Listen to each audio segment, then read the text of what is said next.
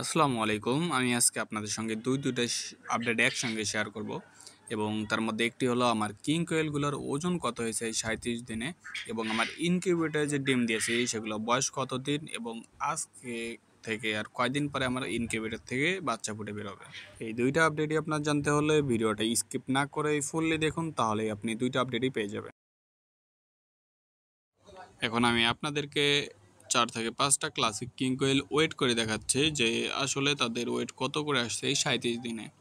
So আমি একটাকে ধরছি এবং এটি দেখেন, এটি হলো একটি ফিমেল এবং এটির ওয়েট হয়েছে 50 গ্রাম শুধুমাত্র 37 দিনে। এবার আমরা আমাদের পরবর্তী ক্লাসিক কিং কোয়েলটিকে ধরবো এবং এটির ওয়েট করব যে আসলে এটার ওয়েট কত হয়। সো এটি হলো একটা সাদা ক্লাসিক কালার এবং এটির ওয়েট দেখতে পাচ্ছেন আপনারা 45 গ্রাম। দেখতে পাচ্ছেন আমার পাল্লার মধ্যে কোনো রকমের আমি স্পর্শ করি নাই, তাতেই কিন্তু আমার ওয়েট দেখাচ্ছে 45 গ্রাম। এবার একটি ক্লাসিক সেলে কোয়েল ধরবো। এখানে এটির ওয়েট দেখতে পাচ্ছেন 44 গ্রাম। এবার আমরা একটা ফুল ফিমেল ধরবো ক্লাসিক কালার। এই যে এটি হলো ক্লাসিক কালার ফুল একটা ফিমেল, ও এটা উড়ে গেছে। যাই হোক, আমরা ধইরা আবার ভিডিওটা আপনাদের সঙ্গে কন্টিনিউ করব। সো দেখেন আমরা ধইরা ফেলছি অলরেডি এবং এইটার ওয়েট দেখাচ্ছে 49 গ্রাম। তাহলে বুঝতেই পারতেছেন আমাদের কিং কোয়েলগুলো, ক্লাসিক কিং কোয়েলগুলোর ওয়েট কতটা পরিমাণে ভালো আসছে। এবার আমরা আমাদের এখানে সব থেকে একটা ডিফারেন্ট কালার, যেটা গ্রে কালার টাইপের, গ্রেও বলা যাবে না, আবার লালও বলা যাবে না, আবার সিলভারও বলা যাবে না, আবার ব্লুও বলা যাবে না, মানে কালারটাই পুরো ডিফারেন্ট। এর বডিটা হলো লাল কালারের মতন, মাঝখানে সাদা সাদা আছে, আর নিচটা হলো ব্লু কালারের। সো এইটারও ওয়েট কিন্তু আলহামদুলিল্লাহ ভালো আসছে, 45 গ্রাম আসছে। তো এই হলো আমাদের ক্লাসিক কিং কোয়েলগুলোর ওয়েট 37 দিনে। সো এবার আমরা আমাদের নেক্সট আপডেটে চলে যাই।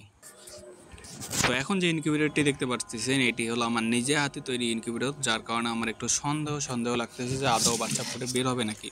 যদিও বা আমি তাপমাত্রা ঠিকঠাক রাখছি এবং আর্দ্রতা তো অবশ্যই আমি ঠিক রাখছি, কারণ তাপমাত্রার থেকে আমি আর্দ্রতার দিকেই বেশি ফোকাস দিছি, ঠিক রাখার দিকে। যেহেতু বর্তমানে একটু ভ্যাপসা গরম টাইপের আছে, যার কারণে আমি তাপমাত্রা রাখছিলাম সবসময় অলওয়েজ 37.5 থেকে 37.7-এর মাঝখানে।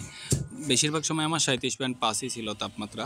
সো আপনারা একটু কমেন্ট করে জানাবেন যে আমার তাপমাত্রা যে 37.75 রাখছিলাম তাতে বাচ্চা ফুটবে কি ফুটবে না। বর্তমানে আমার ইনকিউবেটর ডিম দেওয়ার বয়স হলো 14 দিন, যেদিন ভিডিও করছি, এবং আজকে ভয়েস ওভার করতেছি, তার মানে 15 দিন আমার ডিমের বয়স।